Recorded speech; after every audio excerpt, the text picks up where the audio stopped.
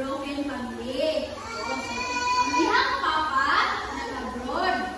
Abroad na ng mga papa. Tapos, ang iyang mama alam sa balay. Kung hindi nang ginagawa sa likod na pagbago sa pagkakanan. So, ang iyang mama alam sa balay. Mayroon siya nga.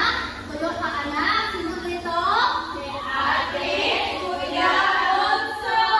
Ang pangalan sa iyang ate kay si Marjorie. Ang pangalan sa iyang kuya kay si Maislim.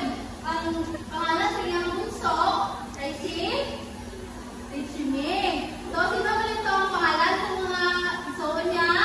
Marjorie, Maislim, Richie. Kaya sila yung pagtanong. Okay, so karoon, sila, tulong yung mga anak ay nag-eskwela.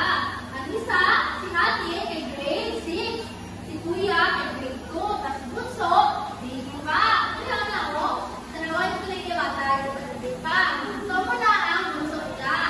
So muna siya kanako. So, pero, hindi ang papa kay nagawas man. So, hindi ang mama na sa balay. So, hindi ang mama kay nakabuli niya kasi hindi niya gusto mag-terminal sa araw sa balay. So, gusto niya, mag-lag-lag, buwa kung isang green, tapos sila mga higa, mag-party. Kaya hindi siya alam, naalam siya sa balay. So, niya ang mga anak, kay nagpunong na isa day 6 months. So, umutong na yung mga mama sa ila, kaya niya mga mama kabilis sari na ka, gawas ka ka, lagaw. So, niya ang papa, pero hindi tawag. Tapos, ang niya hambal sa niya mga isuon, kaya niya mga mama, sabi mga naman sa ila. Kaya hindi nila ang taon niya bal, sila kay bakulon at igan. O, so, kung ito, ginambal niya sa papa nila, kanila mga mama, kaya tinatiman, nalutuan sila, kaya paliguan sila, kaya nakatagal sa balong. Ito gali, hindi dito sa tinuod. Ang tinuod gali, kay, ang niya mga maway, dito makabanak sila, hindi sila ginakatagan ka, atensyon. So, ito, ang niya mga papa, pinag-leave, kaya why siya nasa back, why siya nagambal ng ulit siya ka na nga, adlaw.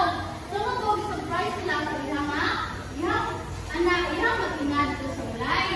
Dahil, parang dito, ay ito, hindi nga, asawa. Piningin? Nagagaw. Nagagaw? Hindi nagagaw? Amiga. Amiga.